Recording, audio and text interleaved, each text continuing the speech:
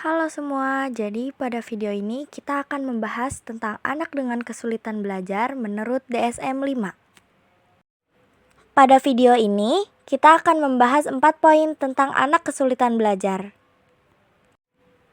Poin-poin yang akan dibahas yaitu definisi anak dengan kesulitan belajar menurut DSM-5, penyebab anak dengan kesulitan belajar menurut DSM-5, klasifikasi anak dengan kesulitan belajar menurut DSM-5, dan yang terakhir adalah karakteristik anak dengan kesulitan belajar menurut DSM-5. Pembahasan yang pertama adalah definisi anak dengan kesulitan belajar menurut DSM-5.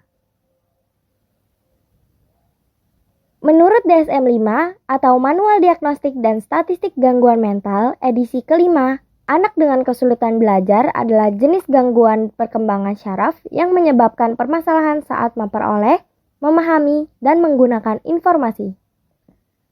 Hal ini dapat menyebabkan kesulitan dalam membaca, menulis, dan berhitung.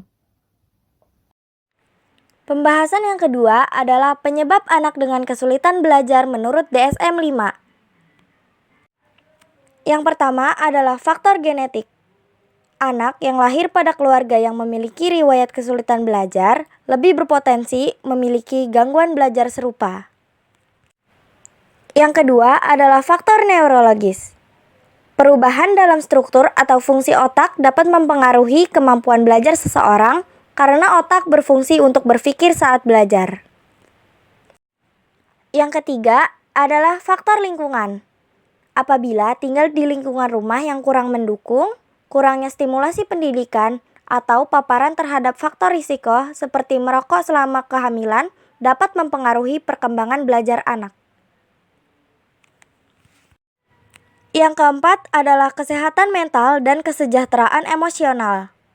Gangguan kesehatan mental seperti kecemasan atau depresi dapat mempengaruhi kemampuan belajar, karena hal ini membuat seseorang tidak stabil dan tidak fokus. Dan yang terakhir adalah keterlambatan perkembangan.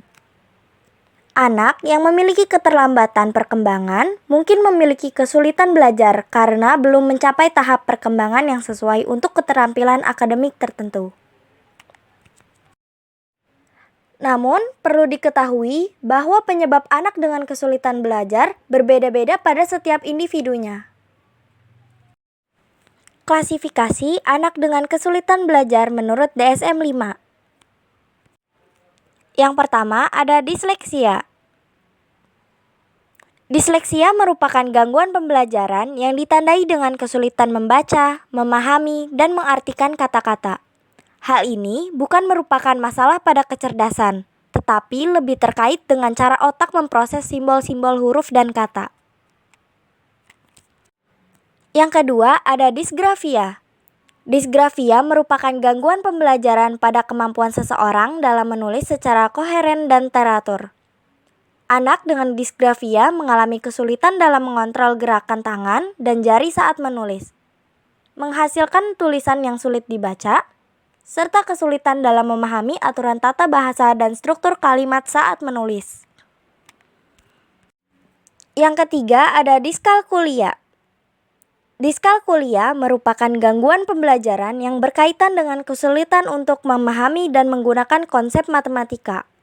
Anak dengan diskalkulia mengalami kesulitan dalam memahami angka, mengenali pola matematika, dan melakukan operasi matematika dasar seperti penjumlahan, pengurangan, perkalian, dan pembagian.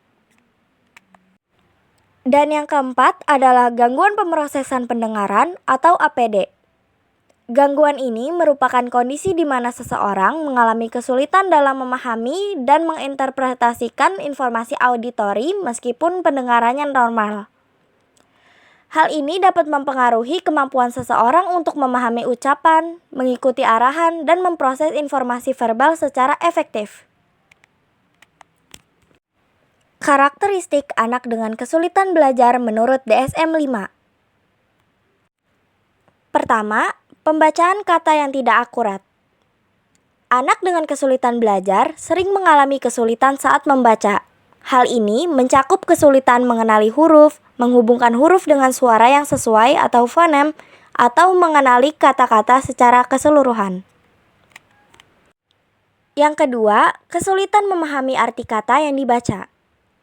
Anak dengan kesulitan belajar mengalami hambatan untuk memahami arti kata. Beberapa anak hanya membaca kata tersebut tanpa tahu artinya, dan ada juga yang tidak bisa membaca kata tersebut.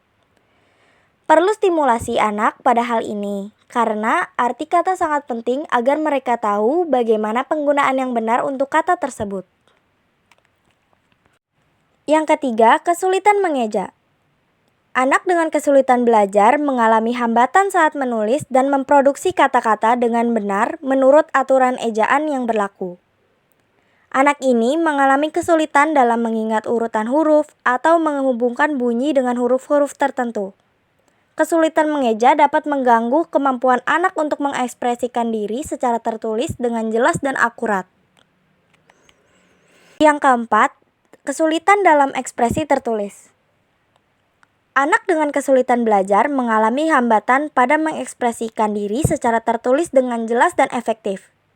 Ini dapat mencakup kesulitan dalam menyusun kata-kata dengan benar, mengorganisir ide-ide secara koheren, dan menggunakan tata bahasa yang tepat. Oleh karena itu, anak mengalami kesulitan dalam ekspresi tertulis, mungkin mengalami kesulitan dalam menulis karangan, surat, atau tugas-tugas tertulis. Yang kelima, kesulitan menguasai pengertian angka, fakta angka, atau perhitungan.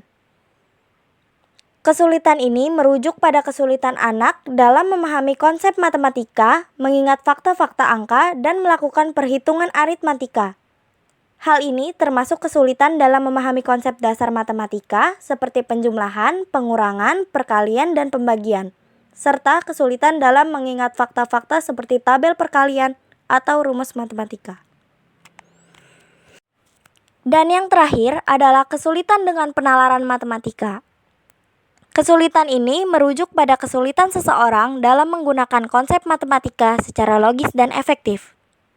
Ini bisa melibatkan kesulitan dalam memahami hubungan antar angka, pemecahan masalah matematika, atau menerapkan konsep-konsep matematika dalam konteks kehidupan sehari-hari. Cukup sekian pembahasan anak dengan kesulitan belajar menurut DSM 5.